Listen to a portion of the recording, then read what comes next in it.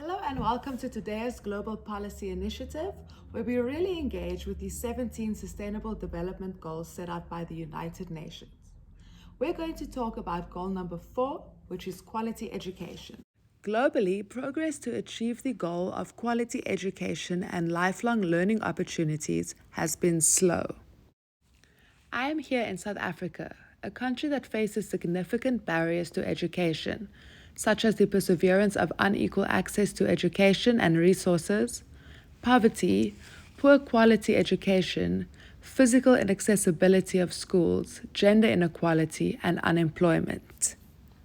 Despite various government interventions and policy adjustments, South Africa still struggles with school attendance, dropout rates, and poor progress in literacy as well as mathematics. Despite these grim statistics, there are still reasons to remain hopeful. In 2019, during the President Cyril Ramaphosa's State of the Nation address, he announced that the Department of Basic Education would take over early childhood centers to regulate them. This would enable the department to ensure that all children can access compulsory ECD centers for 2 years before grade 1, to create a standardized curriculum, fund national feeding plans, and ensure that children are school-ready by the age of 5. This is in line with global research that shows that children who were delayed in development by the age of 5 were likely to drop out of school by the age of 15. Thrive by 5, a government-funded research project, found that 72% of children between the ages of 4 and 5 attend early childhood development centers. Out of those who attend an ECD, 44.7% of children were on track, 27% were falling behind and will need some support, and 28.3% were falling behind and would need intensive intervention. The South African government has taken proactive measures to guarantee the future success of South African students. Furthermore, regulated ECD centers empower women, girls, and communities. Mothers are able to enter the formal labor force knowing that their children are safe and provided for. The domestic responsibility of childcare will not fall on girls in the household. It will create work opportunities for women and also the opportunity for female entrepreneurs to start their own business. One such entrepreneur is Tod'Aérs, the founder and owner of Educare. She noticed the lack of safe and reliable ECD centers in her community and the burden this placed on parents, especially on women. Was Tod'Aérs nie op die oomblik in Kaapstad nie.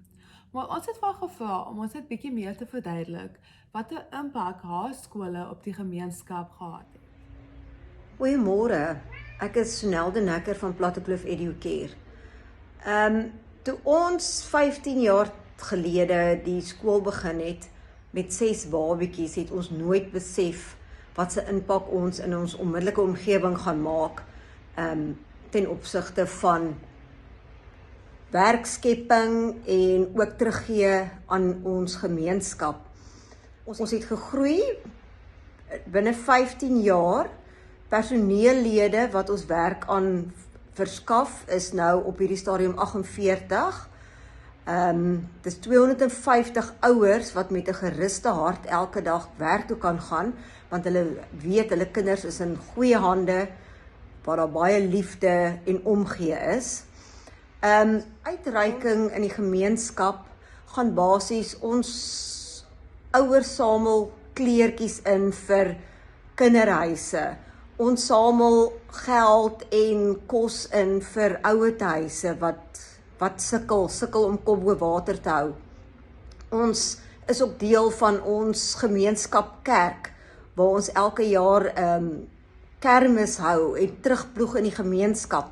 Alle gelde wat ons daar maak, word teruggegee aan die kerk, waar hulle weer help vir armes en behoeftiges wat nie kos het om te eet nie. So, ons leerplan wat ons toepas in die Educare is gebaseer op CAPS. Die kinders word elke kwartaal geassesseer en ontvang aan die einde van elke kwartaal 'n vorderingsverslag. Ons klasroutine en daaglikse program het dieselfde formaat as fokus op selfstandigheid. Ons boekwerk is gebaseer op dieselfde werk en vakke as graad R, syfervaardighede, lewensoriëntering en geletterdheid.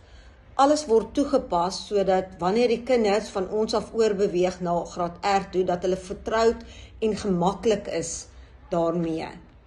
Universal access to quality education is necessary to reach any of the other sustainable developmental goals. That is why we applaud the efforts made by South African governments to empower local communities, and in turn, we will be able to eventually reach the global objectives. Thank you so much for tuning in, and we look forward to seeing you next time. Goodbye.